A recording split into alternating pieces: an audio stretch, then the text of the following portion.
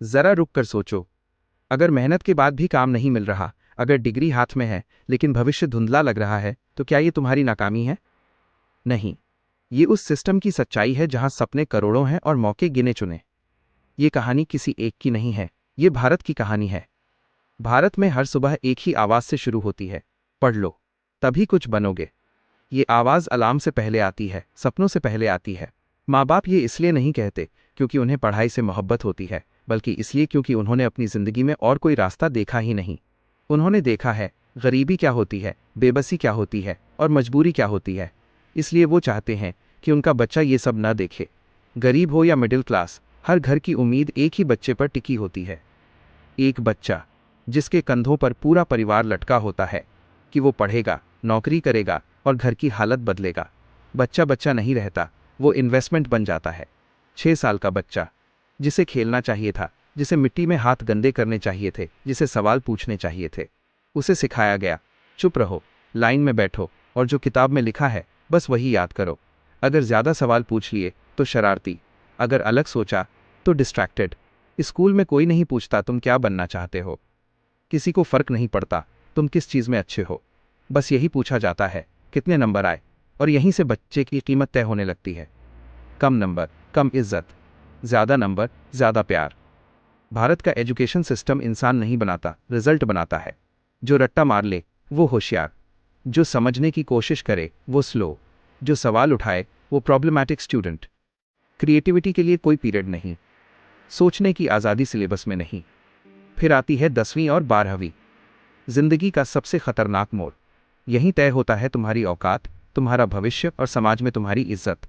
Science लो वरना कुछ नहीं, इंजीनियरिंग करो वरना बेकार, डॉक्टर बनो वरना शर्मिंदगी। और जो इस दौड़ में थोड़ा भी पीछे रह गया उसके लिए एक ही लाइन थी, तो कुछ नहीं कर पाएगा। किसी ने नहीं पूछा कि उसे क्या अच्छा लगता है, किसी ने नहीं पूछा कि वो किसमें खुश है। फिर कॉलेज, सपनों की सबसे महंगी जगह। यहाँ हजारों बच्चे, एक ही डिग्री, एक ही सपना, एक ही भीड़। हर कोई सोचता है कि वो अलग है, लेकिन सिस्टम जानता है सब रिप्लेसेबल हैं। कोई नहीं बताता मार्केट में कितनी नौकरियां हैं और कितने उम्मीदवार। कोई नहीं बताता कि 4 साल बाद कंपटीशन कितना होगा। बस फीस ली जाती है, डिग्री दी जाती है और जिम्मेदारी खत्म।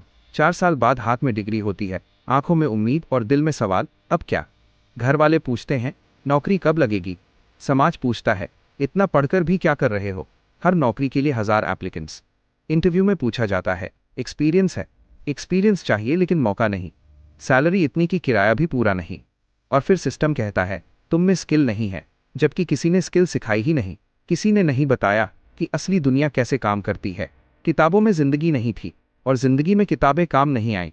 मिडिल क्लास को एक बात सिखाई गई, मेहनत करो, चुप रहो, सवाल मत पूछो, सिस्टम पर भरोसा रखो। एजुकेशन लोन जिंदगी की ईएमआई बन गया। हर महीने सिर्फ एक डर, किस्त कैसे जाएगी। सपने बोझ बन गए। और फिर शुरू होता है सबसे खामोश दर्द, मेंटल हेल्थ।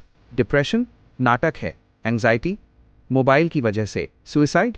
कमजोर था, किसी ने नहीं पूछा उस बच्चे पर कितना दबाव था, कितनी उम्मीदें थीं, कितने ताने थे और कितनी चुप्पी थी। आज अगर पढ़ा लिखा युवा बेरोजगार है तो नाकाम कौन है, बच्चा या सिस्टम? अगर मेहनत करने वाला हार रहा है तो गलती किसकी है?